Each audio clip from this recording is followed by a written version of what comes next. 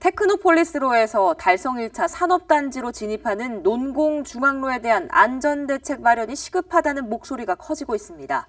오늘 뉴스인 시간에서는 논공중앙로의 현황과 안전대책 수립 가능성에 대해 알아봅니다. 이진원 기자 나와 있습니다.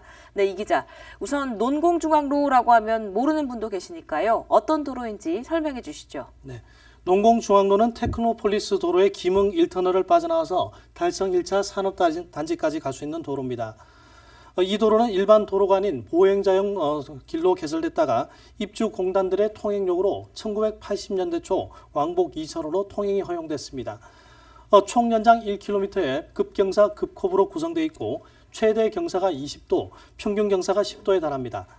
공단으로 납품하는 대형 차량들이 많이 통행을 하면서 항상 사고의 위험이 있다는 지적을 받고 있습니다. 네, 급경사, 급커브의 도로라서 교통사고도 자주 발생한다고요? 어떻습니까? 네, 달성경찰서에서 받은 최근 5년 사이 교통사고 발생 건수를 보면 지난 2014년부터 작년까지 매년 크고 작은 사고가 발생했습니다.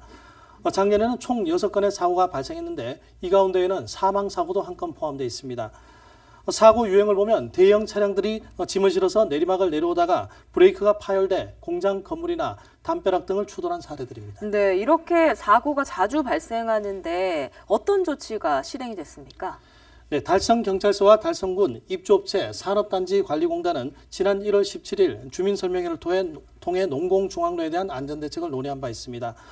당시 오르막 통행만 가능한 일방 통행 지정과 운행 차량의 중량 제한, 도로 절삭 등이 논의됐는데 이 의견은 10여일 뒤 대구지방경찰청 심의에서 모두 부결됐습니다. 일방 통행 지정과 중량 제한은 입주업체들의 물류비용 상승 등의 이유로 부결됐고 도로 절삭은 많은 비용이 투입돼야 하기 때문에 현실성이 떨어진다는 이유 때문이었습니다. 네. 경찰청의 심의 후에 달성경찰서와 달성군에서는 임시 조치를 취했다라는 소식도 전해지던데요. 네, 주민설명회에서 나온 안건이 모두 부결되자 달성경찰서는 달성군의 협조를 통해 내리막 1km 구간에 미끄럼 방지 포장을 했습니다. 네. 그리고 급커브가 연결된다는 교통표지판을 도로 곳곳에 설치를 했습니다.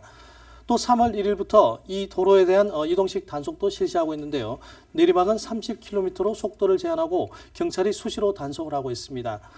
오는 6월에는 고정식 단속 카메라를 설치해서 이 도로에 대한 구간 단속도 실시한다는 방식입니다. 네, 그런데 지금 취하고 있는 조치들은 임시 방편에 불과하지 않습니까? 보다 근본적인 안전 대책이 필요해 보이는데요.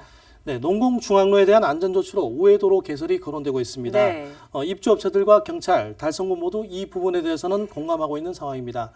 하지만 이 도로를 건설하기 위해서는 막대한 예산이 필요한데요. 관련 예산 확보에 어려움을 겪고 있습니다. 달성군이 달성 1차 산업단지에 대한 노후공단 개선 예산을 정부에 신청을 해놨지만 아직 반영이 되지 않은 상황입니다. 예산이 확보되더라도 도로 개설하는 상당한 시간이 걸릴 것으로 보이는데요.